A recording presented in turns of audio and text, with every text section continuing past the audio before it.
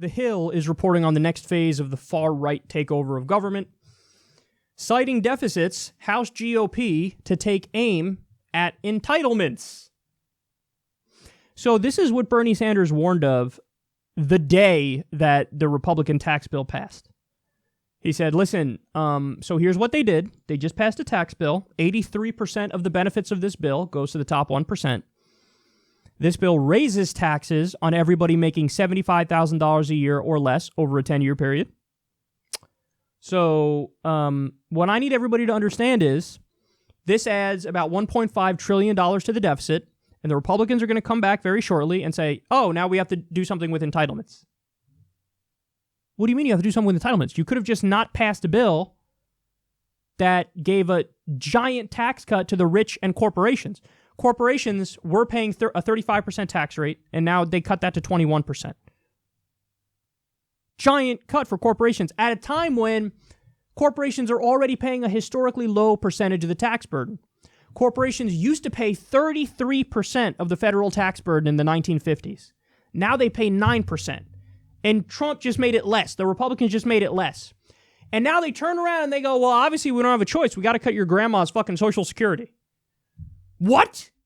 No, you could have just not passed your shitty fucking bill that gave a tremendous amount of money to the rich and let them loot the treasury. You could have done that.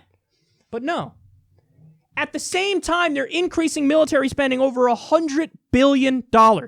Over $100 billion. They're like, shit, we don't have any money, y'all. We got to cut entitlements.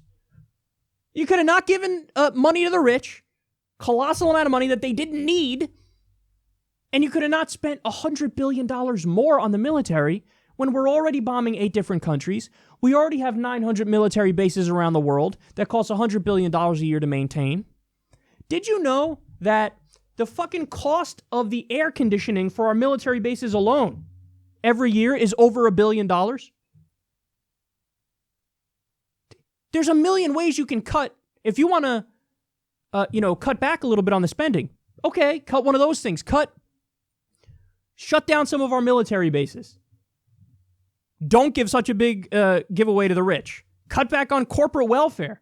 ExxonMobil gets $4 billion a year. Why? They're one of the richest corporations in existence. Why would you give one of the richest corporations in the world taxpayer money? They should be giving us money.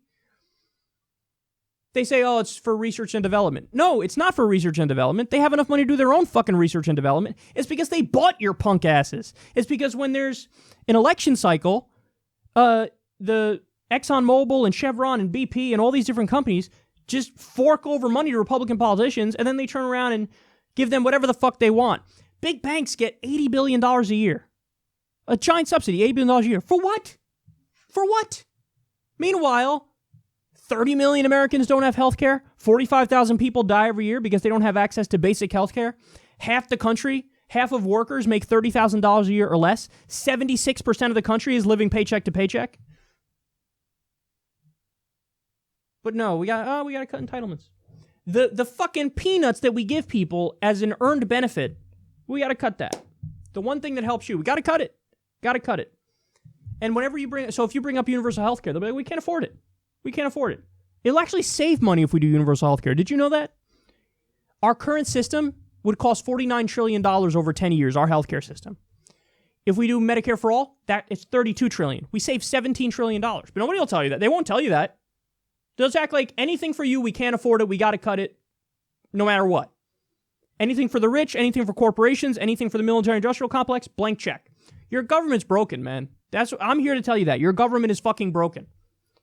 That's what it is. And you have 2 parties that are the business party. They're the status quo party. They're parties of Wall Street. They're parties of Big Pharma and the for-profit health insurance companies. They're parties of the military-industrial complex.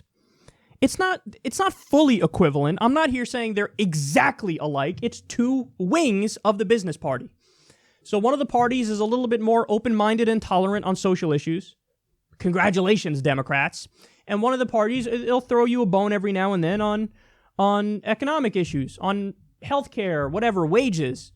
Again, thanks, Democrats. Hey, here, protection for pre-existing conditions while you still have the for-profit health insurance companies fuck you over in 1,000 other ways. Oh, thank you, you're slightly better.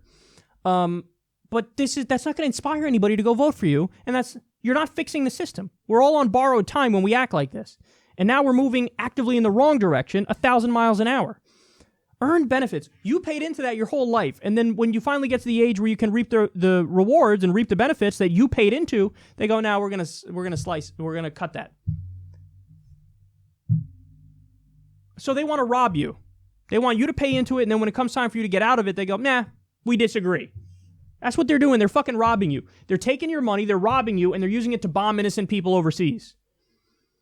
They're robbing you, and they're giving that money over to ExxonMobil and to fucking big banks and to hedge funds. That's what they're doing. Don't let them do it, man. Don't let them get away with it. We have to fight back. We have to fight back. We need a movement in this country that's unapologetic on very basic issues. You know, really, we're having a conversation about cutting the few earned benefit programs we have that are, by the way, most popular programs in the country by far, even among Republican voters, by far and away. By far and away. But they're coming to cut them. We need a movement that says, hell no. We need a movement that fights for Medicare for all and free college and a living wage and a new deal to make our infrastructure get a grade of A+ instead of a D+, which is what we have right now. But we keep sliding further and further into the abyss, and it's soul-sucking.